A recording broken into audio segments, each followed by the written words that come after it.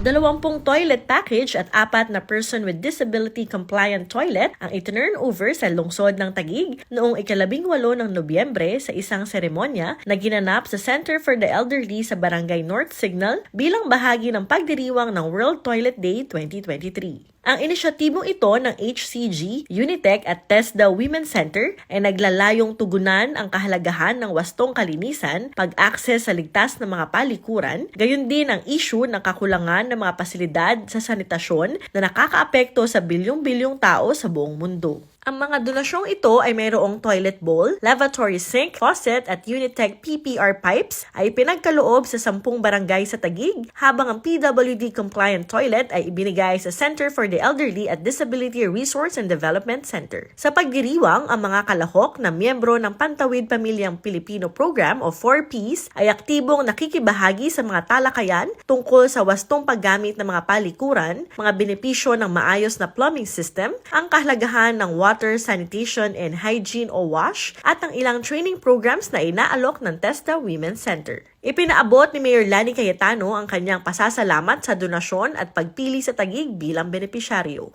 Kailangan po yung kalinisan na papanatili dahil dyan po nagsisimula kalimitan yung mga sakit, yung mga lumalaganap na karamdaman, lalo na po kapag hindi malinis yung ating toilet. Ang pamahalaang lungsod ng Taguig ay nagpapasalamat sa ating HCG family. For your information, ang kanila pong kumpanya sa dinami-dami ng lungsod sa Metro Manila, pinili po nila na maging tahanan ang lungsod ng Taguig. So ang HCG po ay part ng ating I Love Taguig community.